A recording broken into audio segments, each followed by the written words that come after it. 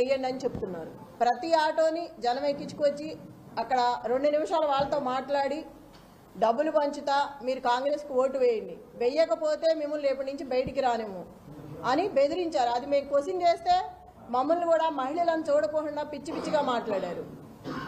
నేను సవేరాలో ఒక బూత్లోకి వెళ్తే 271లో నవీన్ యాదవ్ బావమరిది వెంకట యాదవ్ కూడా ఉన్నారు. నన్ను చూసి ఎమ్మటే బయటికి పరిగెత్తుకొని వెళ్ళిపోయారు. అంటే ఎప్పటి నుంచి 30 మంది నేను ఎటు వెళ్తే అటు నాకు కాపలా పెట్టారు. 2-3 ఎటు వెళ్ళినా ఒక 100 మంది దాకా నా వెనకమాల వస్తున్నారు. ఎటు వెళ్ళినా అంటే ఒక మహిళని ఇట్లా హింసిస్తారా? అంటే ఒక మహిళను తిరగనివరా? ఒక మహిళ ఇట్లా ఉండకూడదా? ఇంత అరాచకమా? ఇంత అన్యాయంగా చేస్తారా? బోరుబండలో కొట్టారు, టేబుల్ అయినవలేదు, కుర్చీలు ఇసిరేశారు. రౌడీ షీటర్ వచ్చాడు బయటికి.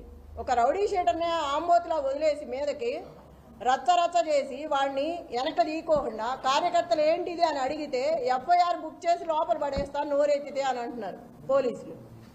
నేను అక్కడికి ఎంటర్ వెళ్ళంగానే 20 మంది పోలీసులు వెళ్ళిపోయారు ఎక్కడ వాళ్ళు అక్కడ. ఒక మహిళ వచ్చినప్పుడు ఉండాలా అండగా? వెళ్ళిపోతారు ఏటాళ్ళు అటు పారిపోయి. ఇంత దొంగలాగా ఎందుకు చెప్పండి? పోలీస్ సోదరులకు ఒకటే చెప్తున్నా, నేను జెన్యూన్గా ఉండండి. ఒక మహిళకి సపోర్ట్ చేయమని నేను అడగట్లేదు, ఎవరి పని వాళ్ళని చేసుకునివ్వండి. అంత భయపడాల్సిన అవసరం ఏముంది? ఒకళ్ళ కింద పని చేయట్లేదు కదా మనం. అంత భయపడి నన్ను భయపెట్టాల్సిన అవసరం ఏముంది? ఏ డివిజన్లో ఏ బూతులకి వెళ్ళినా ఇదే గొడవ. ఇప్పుడు కూడా బిర్యానీలో డబ్బులు పెట్టిస్తున్నారు. అంత కర్మేం పట్టింది? అంత ఓడిపోతామని అంత భయం ఎందుకు వేసింది? ప్రజల్ని మభ్యపెట్టి భయపెట్టి ఇళ్లలోంచి బయటికి రానివట్లా.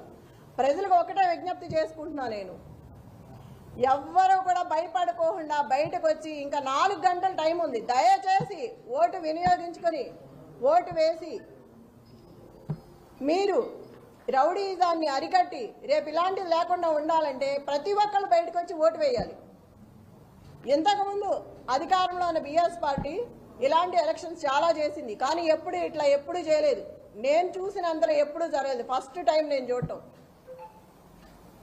ఇట్లా ఉంటుందా అని ఇప్పుడే చూసాను. నేను ఇన్ని సంవత్సరాల్లో ఎప్పుడు కూడా చూడలేదు. నేను నా భర్త ఇన్ని ఎలక్షన్స్లో ఉన్నప్పుడు కూడా ఇలాంటిది ఎక్కడా వినపడలే. నేను స్టేట్లో ఉన్న ఆకు రౌడీలు మొత్తం తీసుకొచ్చి పెట్టుకున్నారు. అంత దౌర్భాగ్యమా? అంత భయం ఎందుకు? అంత భయపెట్టాల్సిన అవసరం ఏముంది?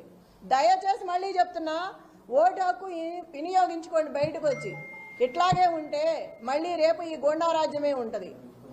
మీరు కనుక పార్టీని గెలిపించుకుంటే రేపు మీకు అండగా ఉంటుంది.